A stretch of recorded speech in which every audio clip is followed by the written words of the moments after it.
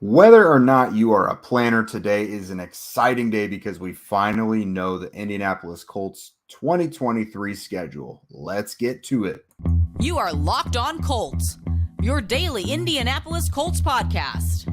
Part of the Locked On Podcast Network, your team every day.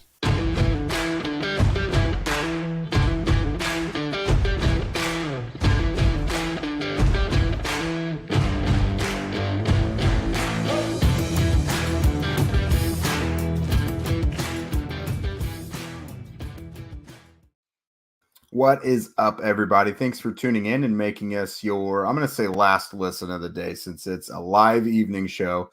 This is your daily podcast covering your Indianapolis Colts, part of the Locked On Podcast Network, your team every day.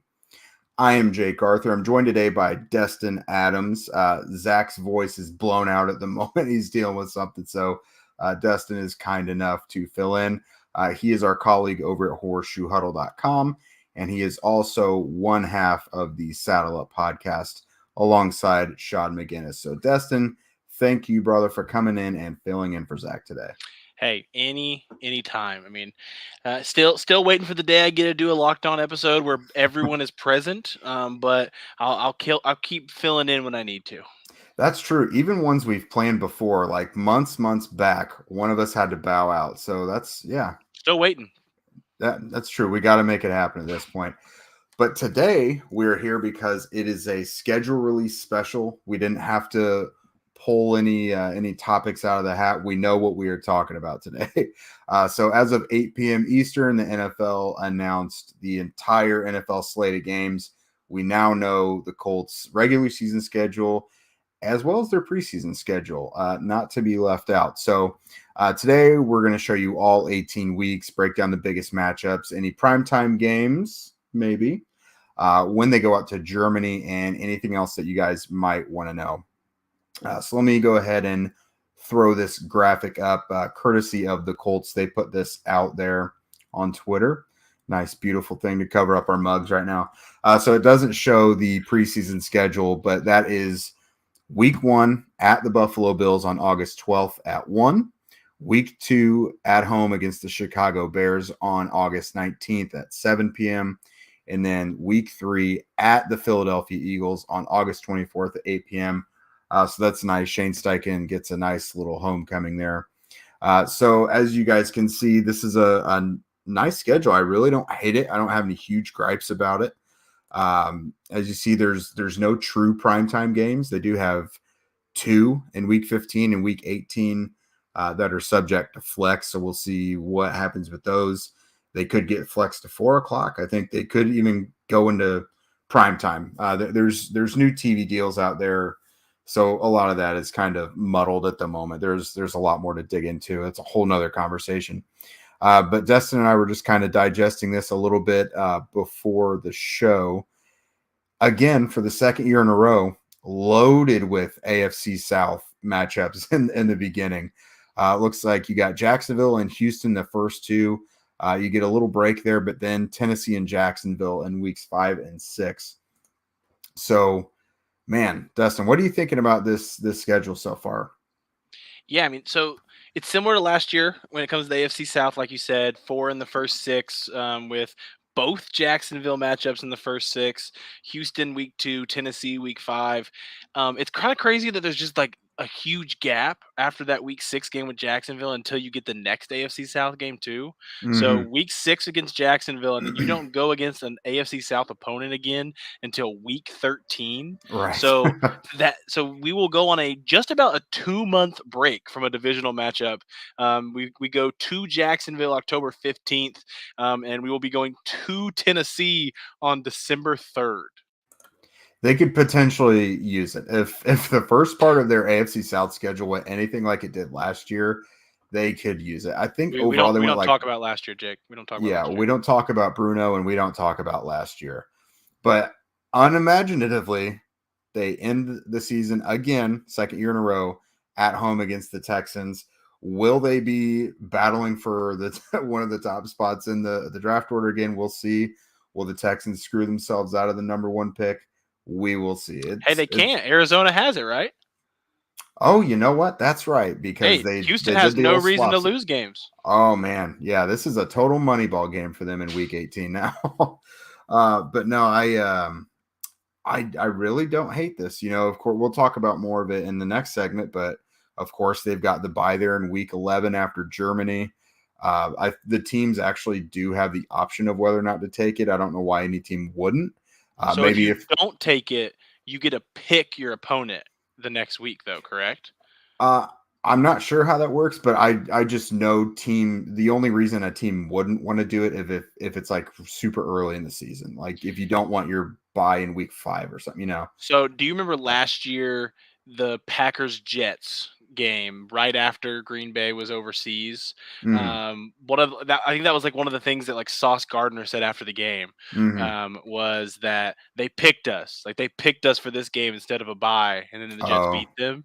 there So you I go. think that's how it works. That if you don't take the bye, that you can. It's probably like picking from like a select amount because there's Right. so many things that the league has to do. Hmm. The bye week's a little interesting because some people will look at week 11 as a bye and say that that's late, but it's actually the earliest bye the Colts have had in 3 years. It's Last year was week 14, and the year before that, mm, week 12. yeah. In an 18-week schedule now, it's a lot closer to mid-season than it is late, but Yeah. again, that allows them to, catch their breath. If the season starts this year like it did last year, they could really need that bye. But I don't know. The I really don't love the team you cover playing overseas just because it's gotta affect them somehow. But yeah, that bye week is not going to be your typical bye week. They're going to catch up on their resetting their entire bodies from jet lag and everything. But looks like we got some rematches in here. Raiders, Steelers. There's some revenge game possibilities as well. Carolina Panthers, week 9. That is an enticing one. Yeah, I mean, any chance you're going to get these storylines? I thought Carolina was one of the ones where if the Colts ended up on that like Thursday slate and you have to kind of match up teams, that Hmm. Carolina had the storylines to kind of get you there. And we're going to talk a little bit more about those in-depth storylines, but in a little bit. But like the Carolina game, like has like the revenge factor. It Yeah. has the rookie quarterback facing each other factor. Hmm. Because by week 9, I think you would hope Anthony Richardson's playing by then, even if it's not week 1. Hmm. But that was the one where I thought if we were going to get one, I thought the Panthers would be a prime spot for it. But instead, it's a 405 start instead of the one, I guess. So that's our version of prime time this year. Yeah, I don't hate it whatsoever. I really I really don't. Last year it bit them. They wanted all those primetime games. They wanted home ones. They got like 5 or something, and it went poorly. So I'm cool with them hitting the reset button and not having as many primetime games this year. Yeah, when you had that rough 5 to 6 week stretch, one of Hmm. which got to be the Minnesota game on NFL Network, I believe, even. Ooh, yeah. But just Happy Saturday. just a rough few weeks there in a row with the Colts having to put the team of last year in front of the millions and millions of people in all across the world. So we won't have to go through that this year. We won't have to go through that. No, absolutely not. And I won't have to get home at 2 a.m. from the stadium anymore, which I'm pretty geeked about. But next, which of these games are the most premier of matchups for the Colts? And obviously, a lot of that rides on Anthony Richardson and when he starts playing. But first, a word from our pals over at Built. If you guys are looking for a delicious snack but don't want all the sugar and calories, then you need the best tasting protein bar ever. Built. You've got to try it. If you're like me and you want to make healthier snack choices, but you don't want to compromise on taste, you don't want rubber, then I've got just the thing for you. Built bars and Built Puffs. They're healthy, taste amazing, and you won't even know that they're good for you. What makes Built Bars so good, you might ask? Well, for starters, they're covered in 100% real dark chocolate and have some unbelievable flavors like churro, peanut butter brownie, and cookies and cream. Pretty much something for everyone there. I'm not sure how Built does it, but these bars taste like a candy bar while maintaining amazing macros. What's even better is that they're healthy. Just 130 calories, only 4 grams of sugar, but a whopping 17 grams of protein. Swing by your local Walmart for a 4-bar box or Sam's Club for a 13-bar box. You can thank us later. Everydayers, if you haven't already, be sure to check out some of our recent episodes this week on the Colts surprise players, the winners and the losers from the offseason, and how quickly the Colts can maximize Anthony Richardson. Also check that out on horseshoehuddle.com. Zach has got his new series that he has put out now. So you'll definitely do not want to miss that. So, Destin, premier matchups this season. Again, primetime games, no true primetime games, but they do have week 15 at home against the Steelers, which is a flex possibility, and then week 18 at home against the Texans. That's not going to be a super enticing matchup, that Texans one, I can't imagine. But Steelers could be nice, if Kenny Pickett is taking that next step and Anthony Richardson is out there, or if the Colts happen to be playing well behind Gardner Minshew, whatever, the league could decide to go Steelers-Colts, put them in some sort of primary matchup, a 4:00 kick Saturday, whatever. But do either of those matchups really talk to you? I can't imagine the Texans one does. Well, it depends. So let's say Anthony Richardson doesn't start week 1. They decide to wait it off a little bit so he's not there for the CJ Stroud matchup in week 2. If that happens, then week 18 could be the first time we see Stroud versus Richardson.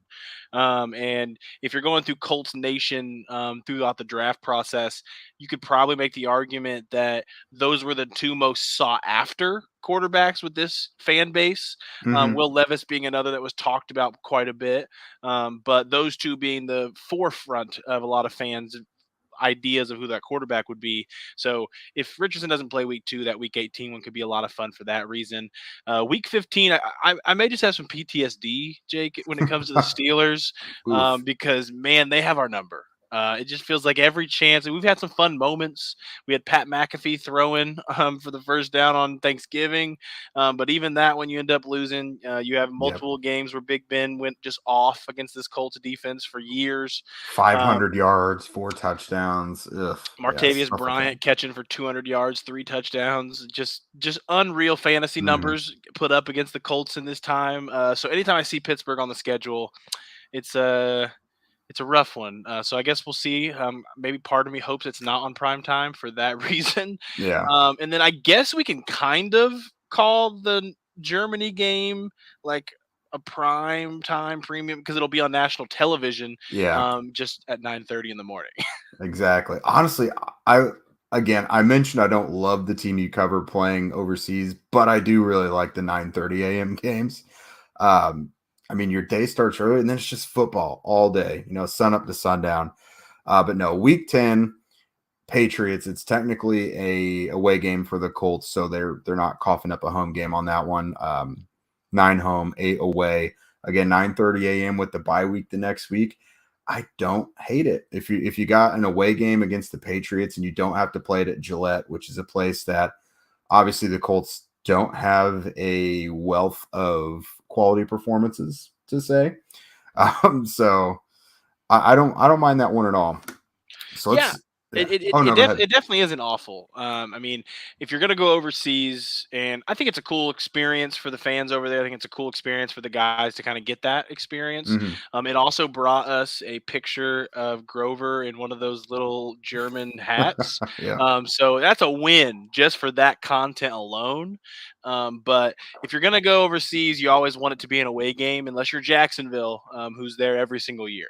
They're going back to back, aren't they? They're staying twice. I think one of them's a divisional game. They have the Titans over there, right? Yeah, I think so. And it's funny because for one of the more passionate home fan bases and all the Duval and everything, their second home could not be farther away. So that's, I don't know. So let's get into some of these premier matchups, though. So obviously Jacksonville and Houston the first couple weeks. Week 3, we could get Anthony Richardson against Lamar Jackson in Baltimore. That one could be really fun. That could be a really fun matchup. Rams, week 4 isn't. I think the Rams are going to be better than they were last year. I don't think it's going to be as big of a rough patch as it was. The Titans, week 5 at home, that could be Anthony Richardson versus Will Levis. We'll see. The Titans are another team that have kind of had the Colts number since Andrew Luck retired. The death match, week 6 at Jacksonville. What do you think, man? Do you like the placement of this one? I mean, it's not super early in the season this time. See, like I have always just been a person like all these curses that the Colts are trying to break. It's legit. Are you one of these people that counts the tie last year as the week 1 curse being broken? I don't. No, it's not a win. So yeah, so the week 1 curse is still there. I think I would have loved to go to Jacksonville week 1, just have both there, like both curses on the line the same time. 2 birds, 1 stone action, and you don't have to worry about them. So week 6, we'll see. Like it's kind of funny that if the Colts are gonna break both curses this year, they have to sweep Jacksonville, which seems hard. Unlikely. Yeah, like an unlikely situation. So now we have ourselves in a spot where we could be only breaking one of those curses. If we get swept by Jacksonville, obviously, we're pushing that curse off another year. I don't like that Jacksonville's week 1 and it's not the road game, just because we're having to have both those curses get talked about all year long. But we'll know by week 6 if those 2 curses have been broken. Yeah. So for those of you who don't know what we're talking about, so what is it, like 2013? Is that the last week 1 win for the Colts? Yeah. So we're going on a decade now that the Colts haven't won in week 1, which seems crazy. And it's something that makes you believe in curses. Same thing with Jacksonville. I feel like the last time the Colts won in Jacksonville was when Darius Butler was out there getting interceptions, and it was a while ago. We were all in diapers. Yeah. There were no cell phones. The internet was still, being created. But last time we won in Jacksonville, so yeah. Yeah. Oh gosh. So there's not much to say about that one other than let's just get it over with. Is it going to be a loss? Or are they going to break the curse? Whatever. Let's see. Okay. So we mentioned the Panthers week 9. I'll get into that one later because our next segment, we're going to talk about games we feel really good and really bad about. Let's see. Titans again at Tennessee week 13. That's not been a great place for them to play. Bengals. So I'm not going to put the Colts in any barometer games, any measuring stick games this year, but it could be interesting. A late season game at the Bengals. That's obviously one of the best teams in the league with an incredibly high-powered offense and a decent defense. That could be one where if the Colts perform really well in that, it could be an encouraging sign for their future. I mean, you could definitely I feel pretty confident saying that the Bengals are the best team on the schedule that the Colts are going to play this year as well. So in the AFC, a quarterback like Joe Burrow, the Colts have a couple wins against Cincinnati in recent history, even one against Joe Burrow in comeback fashion. So that'll be an interesting one. 14 weeks in, we'll see how many games that means Anthony Richardson's in. So we could be getting a little bit into Richardson's groove. He'll be in there. He'll be in there by then. Yeah, I agree. I still think, like, if you ask me right now when he plays, I still think it's week 1. Like I just feel it. Yeah, gun to my head, I would say that too because I think that's their intention. Yeah, I think they want to get him ready for week 1 because a lot of teams come out and say, like, I think Carolina was like, no, we have a different starter right now. And like the Colts are going to say Gardner Minshew's their starter right now, but they're going to try to get Anthony ready for week 1. It'll be up to how quickly he can grasp things. But I feel like they've been very smart about the wording with Gardner, even at his intro press conference. Every time they were asked about it, Gardner's going to be here to compete. Like we haven't heard that quarterback one, who's the starter right now. Obviously, when training camp comes around, we're going to have to see who gets the opening starting reps. But they've done a good job right now where it's a competition. We're going to let it play out. But I think they want him to start as much as we want him to start. Yeah. Now Gardner knows the deal, and the contract reflects that as well. Like they did not give him some big backup money deal. Like his money is very expendable. They don't need to get him out on the field right away.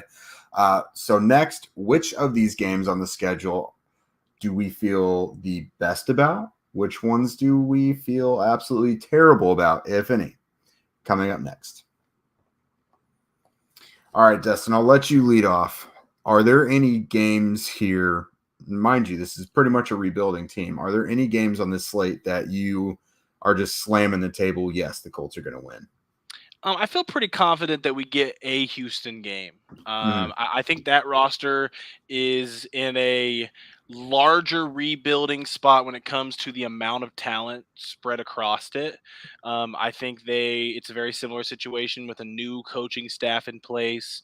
A lot of new players going to be integrated this year. So two teams in similar situations, just a little bit different on how they operated the offseason. And the Colts have done pretty well to get at least one game against Houston over the past few years. Obviously, this past year they tied one, lost one. So I feel pretty confident that we're not going to get swept by Houston.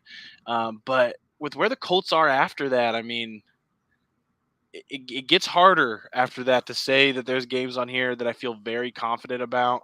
I think a team on here that is going to be worse than a lot of people expect is the Buccaneers. I think the Buccaneers could be pretty low this year. A little bit different vibe out of Tampa than Yeah. what we've seen these past couple of seasons. The coaching staff there this past year just looked lost. So we'll see what that looks like there. But I think Tampa is probably the second game after one of the Houston that I feel like the best about.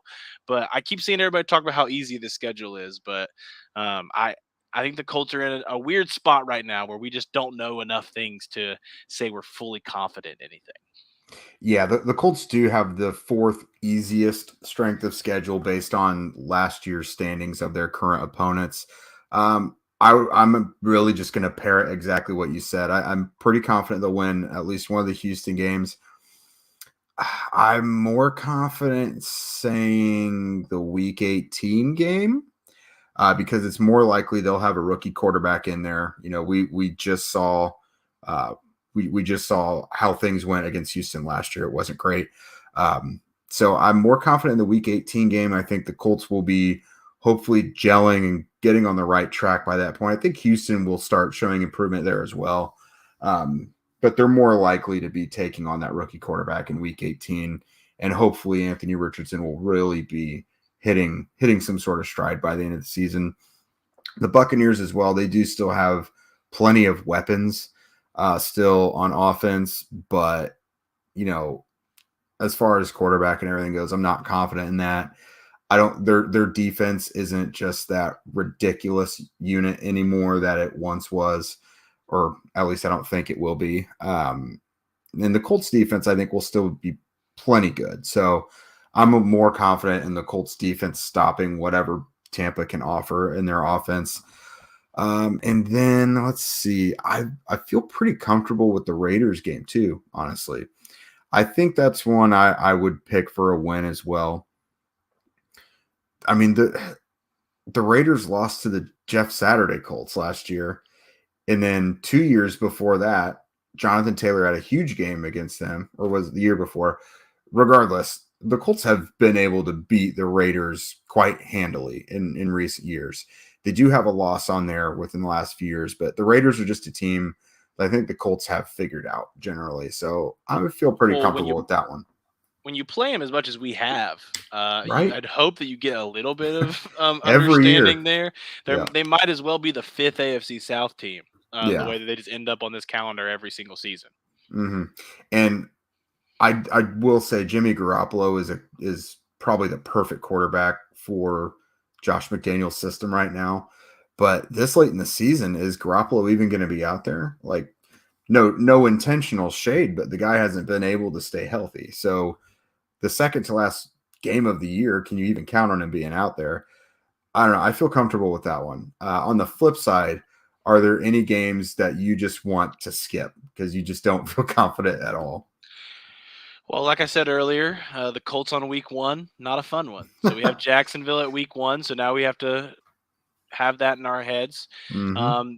As we said earlier, a curse against playing at Jacksonville. The Jags have just had our number when we go to Jacksonville. Week 6, that's going to come around. Carolina, that revenge, like, I just feel the way the Frank Reich tenure ended, I think that's going to come to bite us week 9. I think that's one to watch for sure. One of the only 4 o'clock games that the Colts have on the season right now. That Bengals one is tough just because, like I said earlier, I think that's the best team that we're playing this season. So you used the word measuring stick a little bit earlier. So it could be good for that for sure. And like I said earlier with Pittsburgh, they every time I see them on the schedule, I just think of all the butt whoopings I've had to watch over the years. So until we prove otherwise, that's going to be on my mind as well. Yeah, I really have no qualms with that at all. I think that Saints game is going to be pretty tough now that they've got a pretty good quarterback back in the fold with Derek Carr. Bengals game, obviously, while I think the Colts, if they make it interesting, that'll be a good showing for them, but I have no expectations of that right now. Steelers, obviously, until they actually beat them, it's like a totally different team than the Steelers teams that used to kill them, but it's still the same result, it seems. The Falcons game, I think I think it could be a shootout, honestly, in this one. It's not one I'm not confident in, but I'm actually kind of intrigued by it. But really, the game I feel worst about, I immediately just had an image in my head, is the Panthers game. It seems like the ultimate Frank Reich revenge game. Like, I can just see, the whole city of Charlotte is going to be behind Frank in this one. It's like it could be getting ugly. It's late in the game, and the Panthers get like a defensive touchdown or like some long rushing touchdown. You just pan to the sideline. It's Frank just like shouting and cheering and everything, and it's the image of revenge. That's exactly what I see in that Panthers game. I do not feel good about that one whatsoever. So the PG version of what we saw from Nick Sirianni last year in Indianapolis, Yes. when he let it be known how he felt post Frank Reich.